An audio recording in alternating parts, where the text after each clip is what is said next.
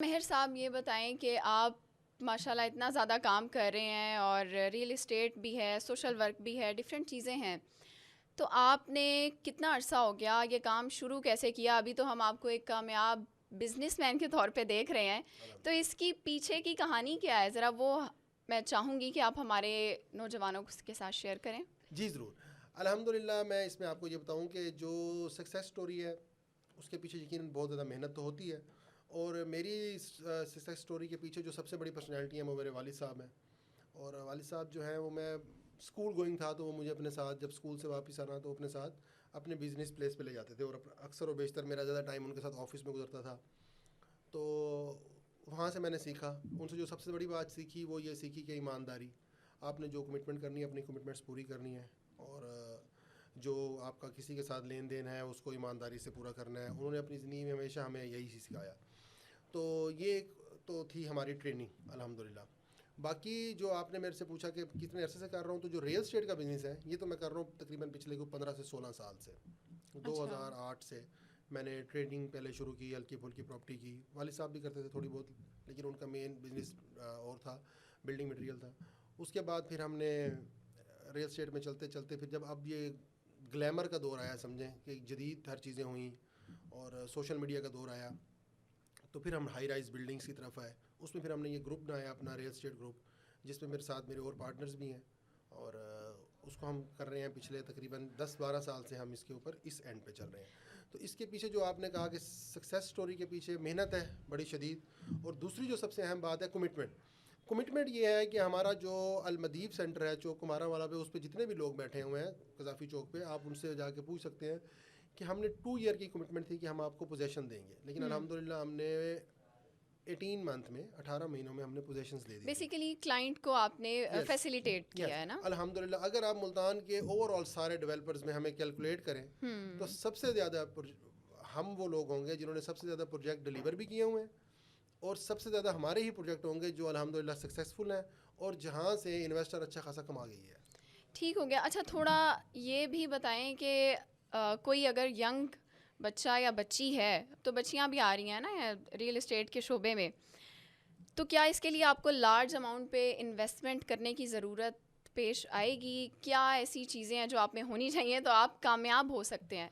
कामयाब इंसान की डेफिनेशन जो है ना वो करनी पड़ेगी सबसे पहले ना। हमारे यहाँ कामयाब इंसान की डेफिनेशन ये है कि सिर्फ उस जिसके पास बहुत ज़्यादा पैसे हों। हम्म। जबकि मेरा ख्याल ये है कि कामयाब इंसान वो है जिसकी रिप्यूट अच्छी है।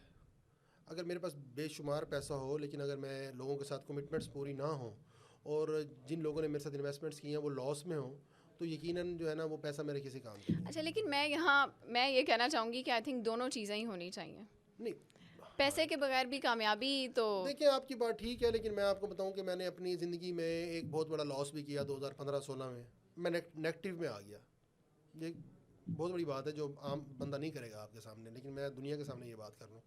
नेगेटिव में आ गया, उसके बाद दोबारा पॉजिटिव में आ गया अल्हम्दुलिल्लाह। इसकी रीज़न ये है कि बगैर पैसे के काम किया, लेकिन उसमें शदीद मेहनत की है हम्म। और कमिटमेंट्स पूरी की हैं।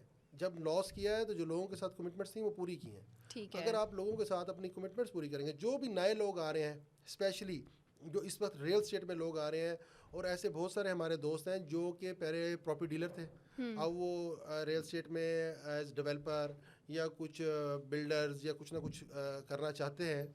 उन सबको मैं तो यही बात सबसे अहम करूँगा कि आप अपनी कमिटमेंट्स पूरी करें, जो आप लोगों को कहते हैं वो बना के दें। ठीक है। एक प्रोजेक्ट मैं बेचने बैठा, मैं नाम ही लेता हूँ, मेरे करीब ही एक दूसरा प्रोजेक्ट चल रहा था जो अरसा 10 साल से पेंडिंग चल रहा था। मुझे अपना प्रोजेक्ट बेचने के लिए हर कस्टमर को उसकी सफाइयाँ देनी पड़ती थी।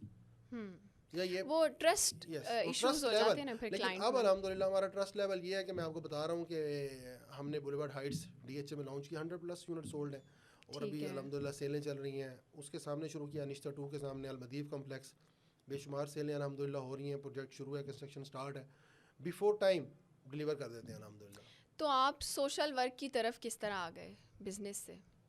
क्या सोचा हाँ, आपने? ये देखें, ये आपने जो बात की ना भाई, कामयाब इंसान, कामयाब इंसानों की जो एक खसूसियात होती हैं उनमें एक ये भी होता है कि वो सिर्फ अपने लिए नहीं कमा रहे होते। इंसानियत क्या है? इंसानियत ये नहीं है कि मैं सुबह उठूँ कमाऊँ और शाम को जाके अपने बच्चों को खिला दूँ। ये तो परिंदे और जानवर भी करते हैं ना। सुबह परिंदे जाते हैं चुगते हैं, शाम को आके अपने बच्चों के मुंह में डाल देते हैं। इंसानियत ये है कि जब आप अपने लिए भी करेंगे और अपने बच्चों का रिस्क में से कुछ निकाल के दूसरे के बच्चे को भी देंगे, तो ये इंसानियत है। सोशल वर्क की तरफ आने की वजह ये थी, उसमें सोशल वर्क में जब हम आए तो अल्हम्दुलिल्लाह हमारा एक इदारा है youth community development organisation YCDO के नाम से, बहुत ठीक सारे है। लोग मुल्तान में जानते हैं। ठीक है, ये क्या काम कर रहा है? YCDO हमारे कुछ 13 हॉस्पिटल्स हैं, इसके अलावा किचन है। 13 हॉस्पिटल्स में हम 3000 प्लस लोगों को डेली मेडिकल के वाले से फैसिलिटेट करते हैं। फ्री? फ्री नहीं, ठीक है। फ्री नहीं, 10 रुपीज़ की पर्ची है। अच्छा, उसके बाद फिर माइनर से पैसे हैं, मार्केट से 80% ऑफ है, लेकिन उसमें एक ठीक है, कैटेगरी ये एक तरह से फ्री ही हो गया नहीं, एक तकरीबन। कैटेगरी है उसमें हाँ। डिजर्विंग जो 100% फ्री भी है, ठीक है, वो वेरीफाई होती है। ओके। उसके बाद 1000 लोगों को डेली तकरीबन हम लंच दे रहे हैं। उसके अलावा VTI सेंटर है हमारा, कुछ और चीज़ें चल रही हैं साथ, जिनमें राशन डिस्ट्रीब्यूशंस भी होती हैं, रमज़ान पैकेजेस भी होते हैं।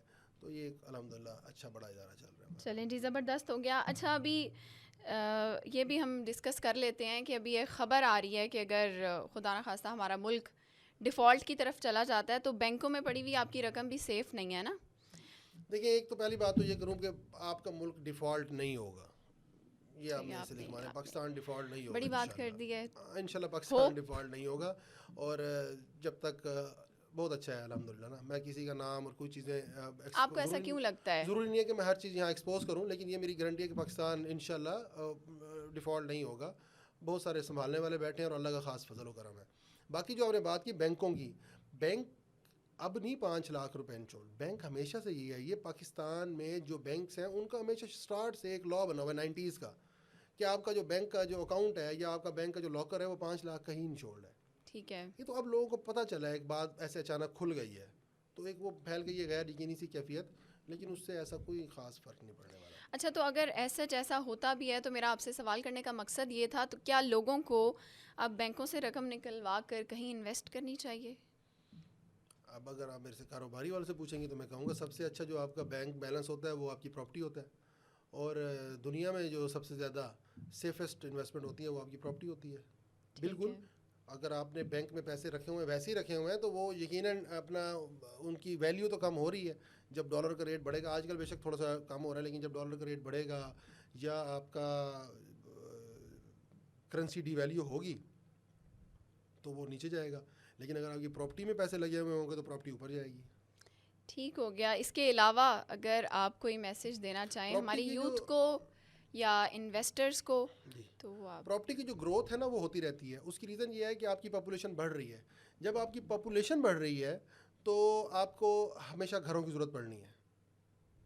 जो हमारी साबका हुकूमत जो थी पाकिस्तान की तरीके इंसाफ की, उसका जो एक अक्सर स्लोगन होता था कि मुल्क में इतने घरों की ज़रूरत है। बिल्कुल ऐसे ही है, आबादी बढ़ रही है तो आबादी बढ़ रही है तो घरों की ज़रूरत है आपको, वो बढ़ना ही बढ़ना है, डिमांड बढ़नी है, वो उस पर आप बिल्कुल काम कर सकते हैं। इसके लेकिन वैसे अगर ओवरऑल मेरे से आप पैगाम कौम को दिलवाना चाहेंगे तो मैं ये ज़रूर कहूँगा कि मैं सबको ये नहीं कहूँगा कि हाँ जी सारे रियल स्टेट में आ जाएँ, काम करें और मुल्क के साथ जो सबसे बड़ा समझे पाकिस्तान के साथ जो मेरे ख्याल में जो साहनिया हुआ है वो हुआ यही है कि हम लोगों ने लोगों को मैन्युफैक्चरिंग की तरफ नहीं लगवाया।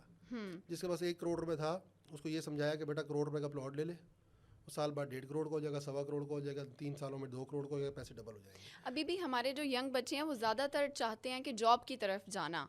तो जैसे अभी हम बात कर रहे हैं ना बिजनेस साइड की या स्किल्स की बात कर रहे हैं, थोड़े पैसे से आप बिजनेस करें। जिसके पास थोड़े से पैसे थे, अगर हम उसको 2005 में मैन्युफैक्चरिंग पे लगाते, वो अगर मोबाइल की चार्जर की लीड ही बना रहा होता तो आज हम उसको एक्सपोर्ट कर रहे होते।